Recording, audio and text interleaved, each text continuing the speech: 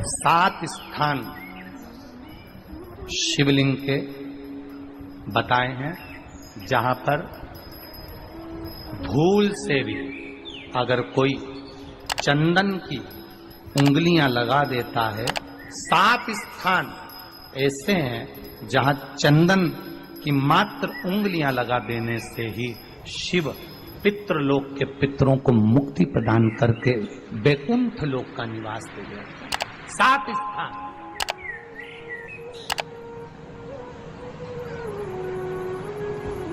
और वो 7 स्थान जो चंदन के बताए गए हैं, पहला भगवान देवाधिदेव महादेव के शिवलिंग पर चंदन का लेपन।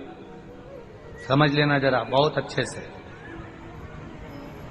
आपको लगता है स्वप्न में कोई मुर्दे दिख रहे हैं या कोई जल रहा है या कोई मर रहा है या कोई चला गया है, ऐसा भय लगता है। बच्चों को मानी भेजूंगी ऐसा हो जाएगा, पति को मानी भेजूंगी ऐसा हो जाएगा, कोई हमारे कोई गलत तो नहीं कर रहा है। आपको लगता है 7 स्थान चंदन के बताए महाराज। पहला शिवलिंग, दूसरा जहां गणेश जी का स्थान है, मालूम है ना सबको? जम के बोलो जरा, मालूम है ना सबको? जहां गणेश जी का स्थान है वहां अलग से गणेश जी बैठे, वहां नहीं। शिवलिंग में जलाधारी के ठीक सामने राइट में गणेश, लेफ्ट में कार्तिकेय, बीच में अशोक सुंदरी। तो पहला चंदन बाबा के शिवलिंग पर, दूसरा गणेश जी पर चंदन की उंगली, तीसरा षडानंद कार्तिकेय पर चंदन की उंगली, चौथा अशोक सुंदरी पर चंदन की उंगली, पांचवा जलाधारी पर चंदन की उंगली, छठा जो शिवलिंग का जल बह रहा है इसके ठीक विपरीत की ओर चंदन की उंगली, और 7वां चंदन नंदी के मस्तक के ऊपर जो 2 सींग लगे रहते हैं उस पर चंदन की उंगली। ये कब लगाई जाती है? या तो अमावस्या के दिन। आपको लगता है कि हमारे पूर्वजों का उद्धार नहीं हुआ, हमारे पूर्वजों का कल्याण नहीं हुआ, कहीं अधोगति में कोई चला गया है, उसका बस एक बार, रोज नहीं जरूरत है, प्रतिदिन जरूरत ही नहीं, महीने में एक बार अगर अमावस्या के दिन भी आपने चंदन के थोड़ा सा चंदन अगर मेरे देवाधिदेव महादेव को 7 स्थान पर समर्पित किया है। अशोक यहाँ पर वर्णन कर रही है, मैना, धन्य और कला की कथा कह रही है। तीनों ने सनकादि ऋषियों से मांगा। चंदन भगवान को अति प्रिय होता है और चंदन ही एक ऐसा होता है जो पितरों को भी प्रिय होता है, जिसका स्पर्श मात्र लगने से पूर्वजों का कल्याण हो जाता है। वो चंदन है। अमावस्या के दिन जो नदी, तालाब, बावड़ी, कुआं किसी भी एक जगह पर अपने पूर्वजों का नाम लेकर शाम के समय पर दिया लगाएगा, ये मेरा विश्वास रहता है, उसके लिए कुबेर भंडारी भंडार जरूर बनेगा, पितृ भंडार अवश्य। तुलसी की लकड़ी पानी में घुमाकर, लकड़ी नहीं हो तो माला तो होगी ही, जल में भ्रमण कराकर, जल में घुमाकर, तुलसी की लकड़ी को जल में डालकर स्नान जो करता है, मात्र घुमाना है, लकड़ी डालकर नहीं रखना है, घुमाकर अपने पूजन वाले स्थान पर रखना, या पानी में पहले से घुमा लो, उस पानी को ले जाकर डाल दो। अमावस्या जो जीव करता है सोमती पड़ती है, सोमती अमावस्याएं पड़ती है, शनिचरी अमावस्याएं पड़ती है, सारी अमावस्या का पुण्य उस जीव के खाते में चला जाता है। तो अच्छे से ध्यान रखिएगा, आप ब्राह्मण को भोजन कराएं ना कराएं, आपने धूप छोड़ी ना छोड़ी वो पता नहीं, गाय को रोटी दी ना दी, स्वान को भोजन दिया ना दिया, कौवे को भोजन दिया ना दिया, चलेगा।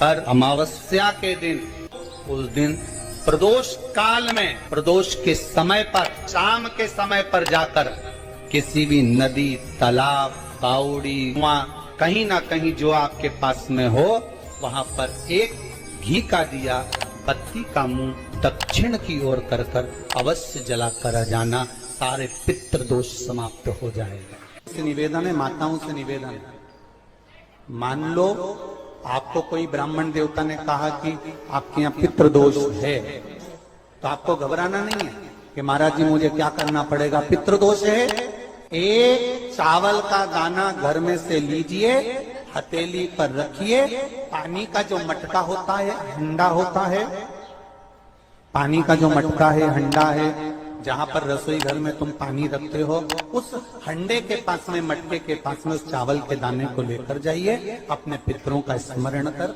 स्वधा स्वधा स्वधा स्वधा स्वधा 5 बार बोलकर शंकर भगवान के शिवलिंग पर, तुम्हारे घर में शिवलिंग हो तो घर में, और अगर मंदिर में शिवलिंग हो तो मंदिर में, उस चावल के दाने को चढ़ा दीजिए।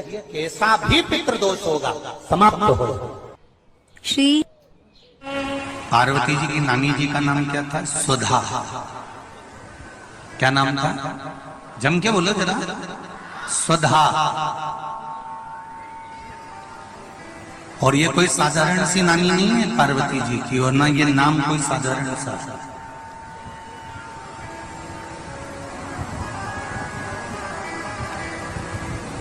ये वो स्वधा है जो पितरों की धर्म पत्नी है, और पितरों की धर्म पत्नी है।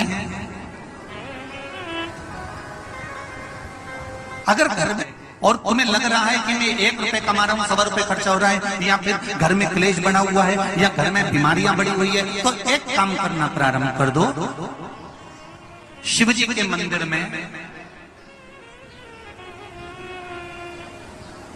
एकादशी के दिन जब आप जल शंकर को चढ़ाने तो रोज ही जाते हैं, जब एकादशी का दिन रहे और शंकर जी के मंदिर में आप जल समर्पित करें, तो 3 बार मुख से स्वधा स्वधा स्वधा या स्वधा स्तोत्र का पाठ, जिसमें 12 श्लोक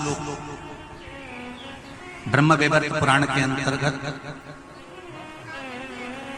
प्रकृति खंड में ब्रह्मा जी द्वारा स्वधा स्तोत्र के पाठ का महत्व होता है। कोई कहे कि सियोर वाले महाराज ने ये स्वधा स्वधा स्वधा मंत्र कहां से दिया, तो आप उसको बता देना। ब्रह्म वैवर्त पुराण के प्रकृति खंड में से ब्रह्मा जी ने इस स्वधा स्तोत्र पाठ को प्रकट करा और स्वधा के मूल मंत्र का स्मरण कराया। इसमें 12 श्लोक हैं स्वधा स्तोत्र में। अगर स्वधा स्तोत्र नहीं पढ़ सकते तो 3 बार मुख से क्या बोलना है, जम के बोलो जरा। स्वधा स्वधा स्वधा।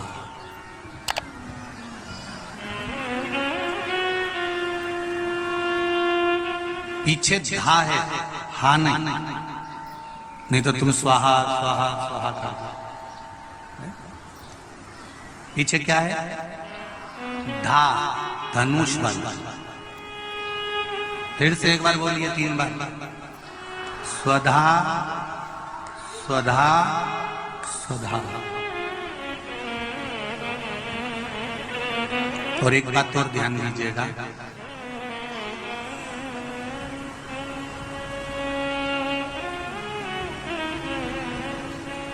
यदि कोई बुद्धि से विकलांग हो, विवेक काम नहीं कर रहा,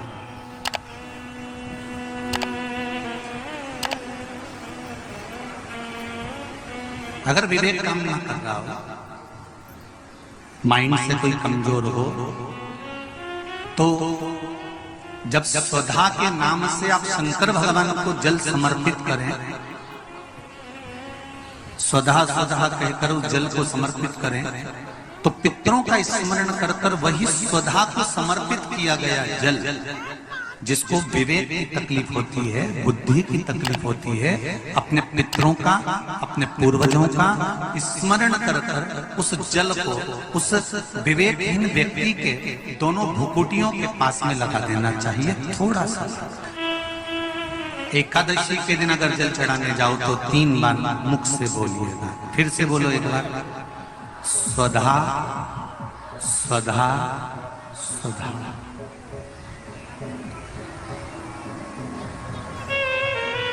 ज्यादा पितृदोष हो, ज्यादा तकलीफ चल रही हो, बहुत ज्यादा कष्ट में हो, तो शिव मंदिर में बैठकर या घर के मटका परिंदा या पूजन वाली जगह पर बैठकर 12 श्लोक का सुधा स्तोत्र का पाठ भी कर सकते।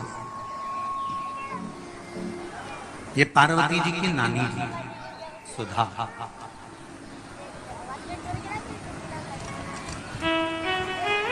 जो भगवान शिव का अभिषेक करना, पूजन करना, अर्चना करना, मंत्र जाप करना, स्मरण करना, नित्य प्रति शिव पूजन में डूबी रहना, इनका एक ही काम था। थी पितरों की पत्नी,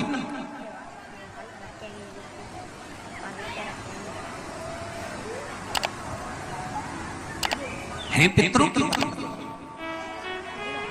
पर भक्ति में इनका बल बड़ा बड़ा बल बड़ा। जब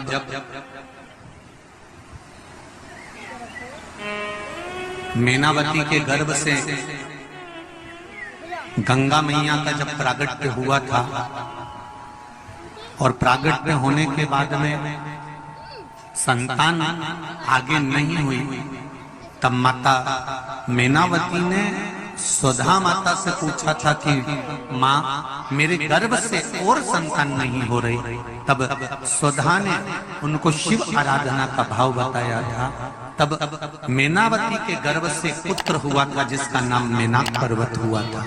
मैनाक पर्वत के होने के बाद फिर मैनावती के गर्भ से एक बेटी का जन्म हुआ था जिसका नाम माता पार्वती थी।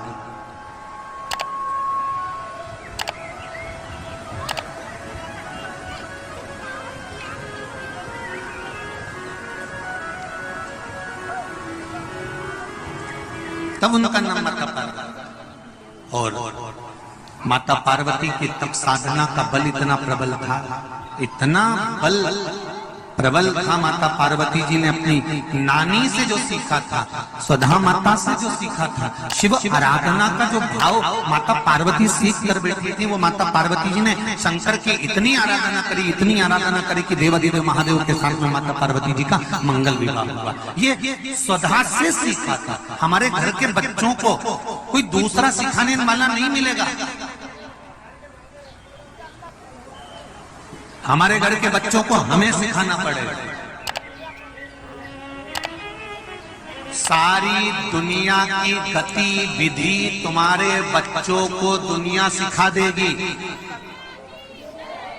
पर हमारे कुल का, हमारे घर का, हमारे सनातन धर्म का संस्कार हमारे बच्चों को कोई दूसरा नहीं सिखाएगा। सिखाना घर के माता पिता को पड़ेगा, कोई दूसरा नहीं सिखाने वाला। आपके बच्चे को मोबाइल चलाना किसने सिखाया? तुमने सिखाया क्या? अरे जम के तो बोलो री जी। आप अपने बच्चों को कभी मोबाइल चलाना नहीं सिखाओगे, फिर भी बच्चा मोबाइल चलाना सीख जाएगा। जितना तो तुमको नहीं आता उससे जोरदार उनको उसको किसी ने सिखाया? जम के बोलो जरा। नहीं, अपने आप सीख गया। क्योंकि आज की जो जनरेशन है, आज के जो बच्चे हैं, इनको कुछ सिखाने की जरूरत नहीं होती। आज के बच्चे अपने आप टीवी देख देख के, जो माताएं दिन भर डॉक्टर कह देता बेड रेस्ट करो, और बेड रेस्ट मतलब पलंग पे पड़ी रहो, दिन भर नाटक देखती रहो, तो नाटक देखते देखते देखते देखते देखते देखते वो अंदर से जो देख रहा। श्री शिवा नमस्तुभ्यम, हर हर महादेव। दोस्तों, जैसे कि गुरुजी ने अमावस्या के दिन का उपाय बताया है, इतने उपाय में से जो भी उपाय आपको सरल लगे, करने में जो भी आपको सही लगे, उस उपाय को आप लोग जरूर करिएगा। जितने भी पितृदोष आपके घर में होंगे सब समाप्त हो जाएगा, पितरों को शांति मिलेगी। अमावस्या का दिन जो होता है ये पितरों का होता है। जैसे जैसे गुरुजी ने चावल का उपाय बताया, 7 चंदन का उपाय बताया, और जैसे गुरुजी ने और जो सारे उपाय बताए, इन सब उपायों को आप ध्यान से सुनिएगा, और जो समझ में आए, आपको सरल लगे, उस उपाय को आप अपने पितरों के लिए जरूर करें, जिससे कि आपके घर में शांति बनी रहे, सुख संपद धन संपदा बनी रहे। श्री शिवाय नमस्तुभ्यम। दोस्तों, मिलते हैं नेक्स्ट वीडियो में नए उपाय के साथ। तब तक के लिए हर हर महादेव। अगर आपको श्री महापुराण से जुड़ी जानकारी आपको चाहिए, या आपको जो भी उपाय करना है, आप हमारे चैनल को सब्सक्राइब करें, जिससे कि जो भी हम वीडियो या उपाय डालें आप तक जल्दी से